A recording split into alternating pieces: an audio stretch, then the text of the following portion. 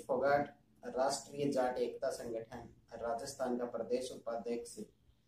साथियों, मैं जो दिसंबर में अपने राजस्थान में जो चुनाव है उन चुनावों को लेकर आज आपके सामने लाइव आया हूं। तो चुनावों की राजस्थान में रूपरेखा क्या है, कौन कौन सी अभी राजस्थान में पार्टियां आई हैं और राजस्थान में नई पार्टी अपनी किसानों की पार्टी कौन सी आई है, तो इन सभी बातों की आज अपन इस लाइव के अंदर चर्चा करेंगे। तो साथियों, अभी राजस्थान में आप सभी को पता है कि राजस्थान में कांग्रेस और बीजेपी दो ही पार्टियां अभी तक राज करती आई हैं। या तो एक बार कांग्रेस का राज आता है, फिर 5 साल बाद बीजेपी का राज आता है, फिर 5 साल बाद कांग्रेस का राज आता है। तो ये मतलब आपस में यही चलता आया है अभी राजस्थान के अंदर। और अभी तक ना तो कोई ऐसी तीसरी पार्टी बनी जिसने अभी 5 साल राजस्थान के अंदर राज किया। तो इस बार साथियों राजस्थान के अंदर एक और नई पार्टी हनुमान बेनीवाल जी की राष्ट्रीय लोकतांत्रिक पार्टी, जिसको हनुमान बेनीवाल जी ने किसानों की पार्टी और तीसरा मोर्चा नाम दिया है, जिसका चुनाव चिन्ह पानी की बोतल है। तो साथियों अभी बात करते हैं अपन इलेक्शन की। तो राजस्थान के साथ साथ अभी और 5 राज्य हैं, मध्य प्रदेश, मिजोरम, तेलंगाना और छत्तीसगढ़ में भी अभी चुनाव है। तो सभी साथियों से, सभी फेसबुक के साथियों से मैं अपील करता हूं जो ये वीडियो देख रहे हैं कि आप अपने वोट और मत का सही से प्रयोग करें। आप किसी पार्टी, जाति या धर्म देखकर वोट ना दें, आप कैंडिडेट को देखकर वोट दें और अपने मत का सही से प्रयोग करें। साथियों, यदि कैंडिडेट अच्छा है, चाहे वो किसी भी पार्टी का है, किसी भी जाति का है, किसी भी धर्म का है, और आपको ये लगे कि वो 5 साल आपके साथ रहेगा, 5 साल आपका सहयोग करेगा, तो ऐसे कैंडिडेट को आप वोट दें। दूसरी बात ये है कि जो आसमान में उड़ने वाले नेता थे वो अभी जमीन पर आए हुए हैं। तो जो भी आपकी मांग है वो मांग उनके सामने रखें कि भाई साहब आप 5 साल कहाँ थे। आप आज तो हमारे बीच वोट मांगने आए हो, आप 5 साल तक तो हमें नजर ही नहीं आए। आप उनसे ये बात कहें और इनके अलावा उनसे ये बोलें कि अभी तो आप हमारे से वोट मांगने हमारे बीच में आए हो, जब हम आपको जिता देंगे तो क्या आप हमारे बीच में रहोगे। उनसे ऐसे क्वेश्चन करें, उनसे सवाल करें। यदि आपको वास्तव में लगता है कि ये नेता अपने बीच में रहेगा, हमारा सहयोग करेगा, हमारी बात विधानसभा तक पहुंचाएगा, तो ऐसे कैंडिडेट को आप वोट दें। आप सभी साथियों को पता है कि पिछली बार राजस्थान में बीजेपी का राज था और बीजेपी के राज में राजस्थान में किसान वर्ग, मजदूर वर्ग, कर्मचारी वर्ग, छात्र वर्ग और हर वर्ग परेशान था। आए दिन धरने होते थे, कभी न्यूज आती थी किसानों पे लाठीचार्ज किया, कभी न्यूज आती थी आज छात्रों पर लाठीचार्ज हुआ, और यहाँ तक कि हमारी बहनों छात्राओं को भी सरकार ने नहीं बख्शा, कभी छात्राओं पर लाठीचार्ज।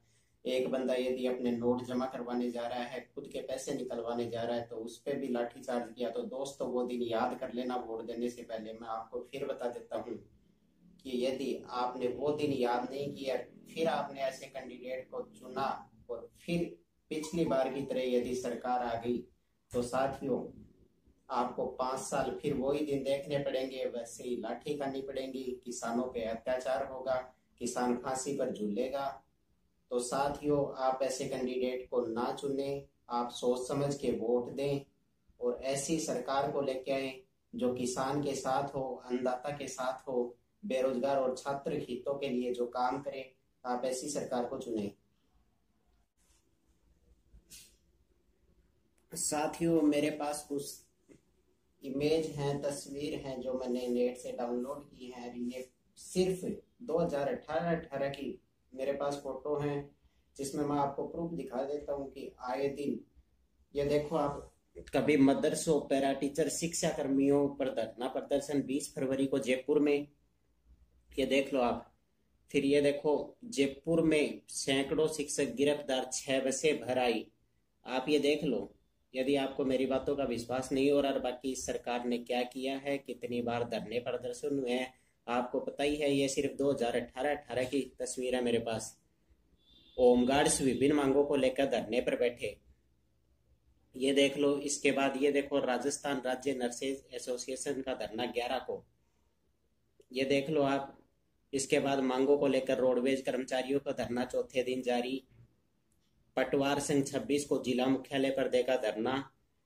ये देखो, आए दिन कोई ना कोई पिछली सरकार से परेशान था, हमेशा धरने होते थे, प्रदर्शन होते थे।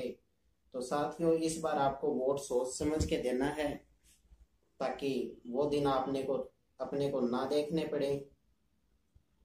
साथियों, मैं तो राष्ट्रीय लोकतांत्रिक पार्टी को सपोर्ट करता हूं, और सपोर्ट करने के पीछे हनुमान बेनीवाल जी का वो एक ही स्पीच मेरे को याद आता है कि वो लूट रहे हैं मेरे देश के जवान को और किसान को, मैं चैन से कैसे बैठ जाऊं।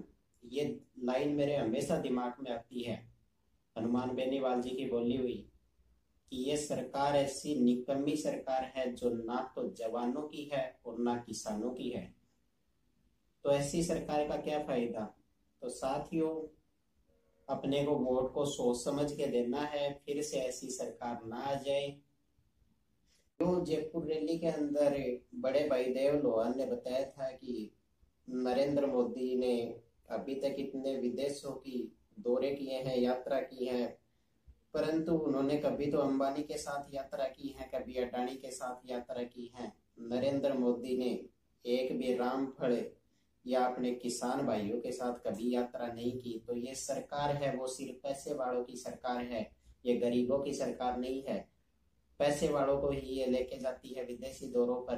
कभी जापान में जाके हमारे किसान के बारे में मोदी सरकार ने ये नहीं बताया कि हमारा किसान इतना मेहनती है, इतनी मेहनत से फसल उगाता है और इस देश को, हमारे देश को ऐसे पालता है, पोसता है। कभी नहीं बताया इस मोदी सरकार ने। साथियों, तो सोच समझ के वोट देना है। इस प्रकार पैसे वाली सरकार अपने को नहीं चाहिए, अपने को सिर्फ किसान की सरकार चाहिए, और जो किसानों का साथ देगा हम वोट उसको देंगे। साथियों, अभी कुछ कांग्रेस और बीजेपी के पायलट और पप्पू जैसे नेता भी आजकल सड़कों पे उतर आए हैं, और वो बोलते हैं कि हम किसानों के नेता हैं। 4 किसानों के साथ फोटो लगाने से या उनको गले लगाने से आप किसानों के नेता नहीं बन जाओगे। हनुमान बेनीवाल वो नेता है जिसके पास रात को 12 बजे भी यदि एक आम किसान यदि फोन करके ये बोल देता है कि भाई साहब मैं इस प्रॉब्लम में हूँ, तो बेनीवाल जी ये नहीं देखते हनुमान भाई साहब कि अभी 12 बजे हैं, 4 बजे हैं या 2 बजे हैं। वो उस किसान के पास जाते हैं और उसकी हर संभव जितनी हो सके उतनी वो मदद भी करते हैं। तो साथियों, हमें ऐसे कैंडिडेट को चुनना है जो वास्तव में किसानों का नेता हो, और ये उस किसान के नेता को ही अपने को मुख्यमंत्री बनाना है। साथियों, एक बात और कहना चाहूंगा कि यह मोदी राज था और इसमें विजय माल्या जैसे इतने पैसे अपने इंडिया से लेके भागे, परंतु हमारी सरकार इतनी नामर्द है कि वो पैसे और उस बंदे को अभी तक ना तो वो पकड़ के लाई, ना वो पैसे लेके आई। तो साथियों, और यदि अपन यही बात करें, यदि एक किसान की, यदि 1,000 रुपए का बिजली का बिल उसका आया है और वो जमा नहीं करवाता, तो उस किसान के पेनल्टी तो अलग से लगाई जाती है साथियों, और उसका कनेक्शन काट दिया जाता है। यदि एक किसान लोन लेता है 10,000 रुपए का और वो समय पे नहीं जमा करवा पाता, तो उसके लोन, तो उसको आत्महत्या करने के लिए इतना प्रताड़ित कर दिया जाता है कि वो किसान आत्महत्या करने के लिए मजबूर हो जाता है। तो क्या ये बीजेपी और कांग्रेस के निकम्मे जितने भी नेता हैं, मैं इनसे पूछना चाहता हूँ कि ये कानून है कि ये क्या सिर्फ हमारे गरीबों के लिए ही बनते हैं क्या? आप आपके लिए ये कोई कानून नहीं है? पैसे वालों के लिए कोई कानून नहीं है क्या? तो साथियों, राष्ट्रीय लोकतांत्रिक पार्टी ने अभी अपने राजस्थान के अंदर 57 उम्मीदवार उतारे हैं। तो आप 57 उम्मीदवार का एक बार सड़कों पर आकर सिर्फ 7 दिसंबर तक उनका सहयोग करें। जो भी राष्ट्रीय लोकतांत्रिक पार्टी का कैंडिडेट है, आप उसके साथ मैदान में आ जाएं। एक बार घर परिवार छोड़ के उनका दिल और जान से पूरा पूरा सहयोग करें साथियों। और मैं तो यही कहूंगा कि बड़े भाई साहब हनुमान बेनीवाल जी को ज्यादा से ज्यादा सपोर्ट करें। धन्यवाद साथियों।